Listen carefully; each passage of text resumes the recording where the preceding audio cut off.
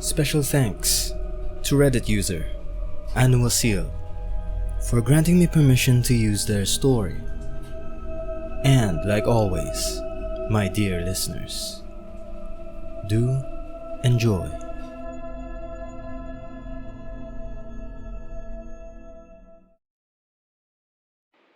Okay, can't wait for you to get home. I'll heat you up some of the lasagna.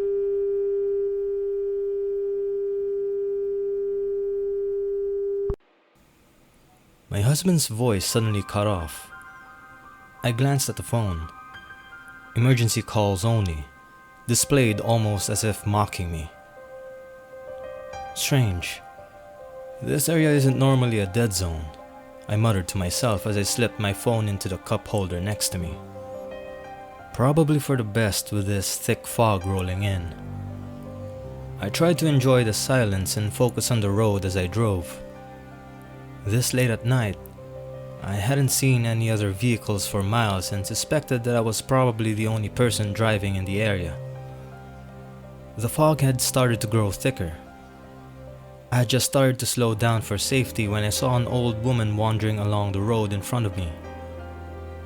I know you're not supposed to pick up hitchhikers, but I doubted anyone else would be along to help her anytime soon.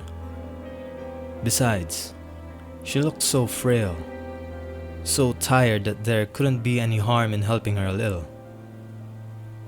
I called out my window as I stopped beside her. "I can get you to the gas station. It's dark, and with this fog rolling in, someone may come along and may not be able to see you." "Thank you, sweetie." She smiled as she collapsed wearily into the passenger seat. "You can call me Grandma. Everyone else does." "Nice to meet you, Grandma." I introduced myself as the car began to pick up speed. "I'm Marcy. If you want to turn the radio on, go right ahead. It's so hard to see I dare not take my eyes off the road enough to fiddle with the thing." "There's no point in it. You wouldn't be able to pick up a radio station even if you have a dashboard worth of antenna." She laughed while she buckled herself with trembling hands. "Perhaps we can just entertain ourselves the way that my grandparents did. What are you doing out so late, if I may ask?"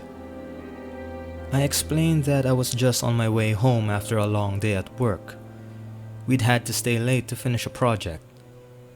We then talked for a while about everything and nothing while we drove along that road.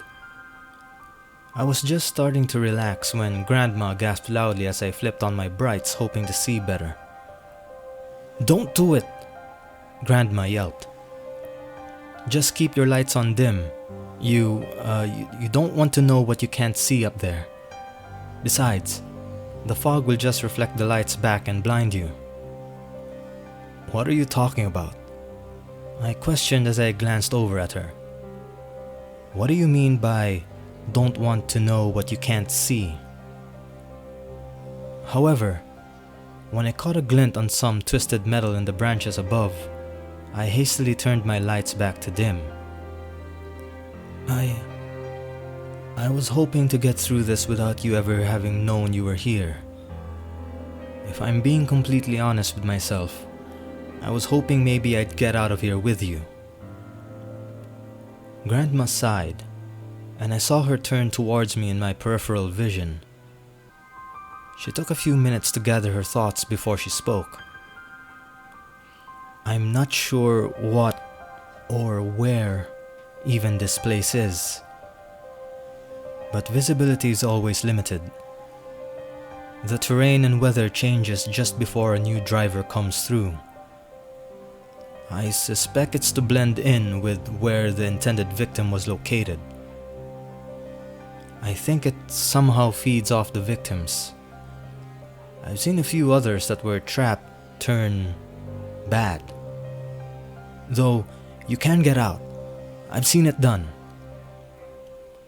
"So I'm not trapped, but I'm still caught in a kind of web, so to speak." I was skeptical. Sure, the terrain seemed a bit different than I was used to, but it was nighttime, foggy, and nobody actually pays that much attention to the scenery when they're focused on driving. Grandma chuckled softly. Yeah, something like that. You're going to have to trust me if you want to make it out. Remember, I'm hoping to reach the other side with you. Grandma took a deep breath and let out a sigh. I'm so tired of being trapped here, never getting to stop and rest, always on the move. I'm simply exhausted from it all. I nodded but checked my rearview mirror for any traffic, looking for a sign that things were somehow normal. That's when I noticed some shadows rushing back and forth in an angle across the road following my car.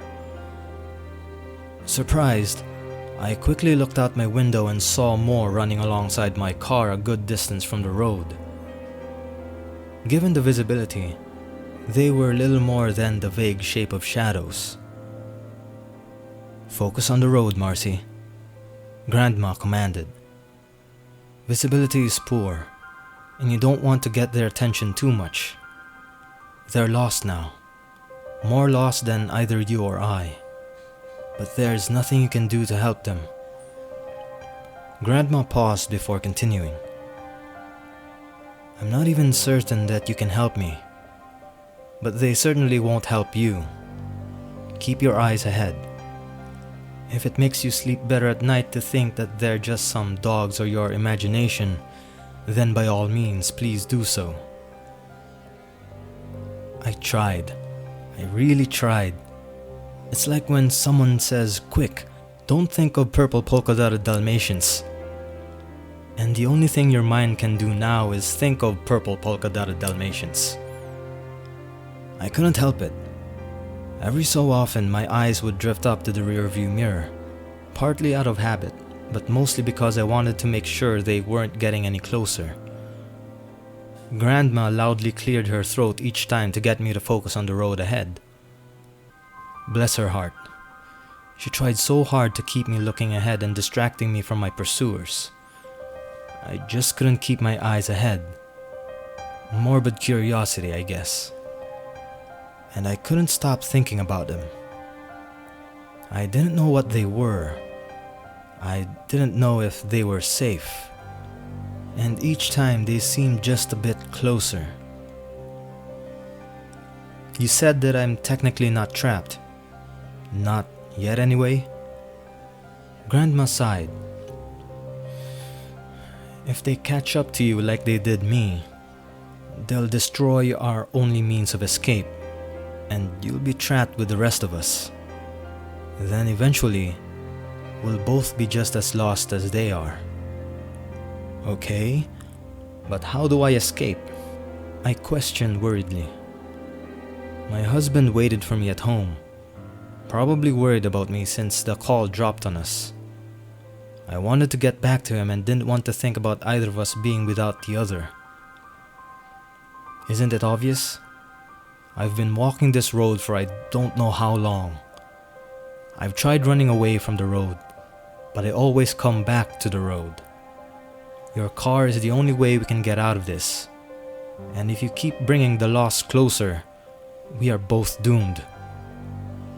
Grandma snapped at me for looking back yet again. They were within 2 car lengths now, and I could almost make them out. They looked distorted, disfigured, and each one ran differently, strangely. It seemed as if in becoming lost, they had forgotten how to run as they rapidly ran along behind us. If you stop looking, they will get further away. I know it's the opposite of what our survival instincts say, but I've seen it work.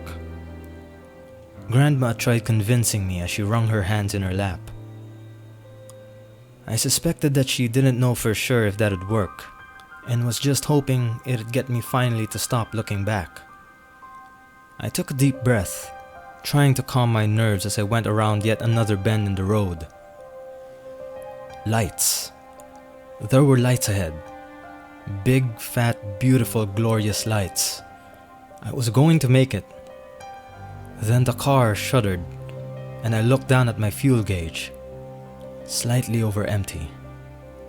My car began to slow down, but I had a decent speed going. If I could just coast the car long enough, I might make it to the light. Without slowing down or touching the brakes, I slammed my car into neutral.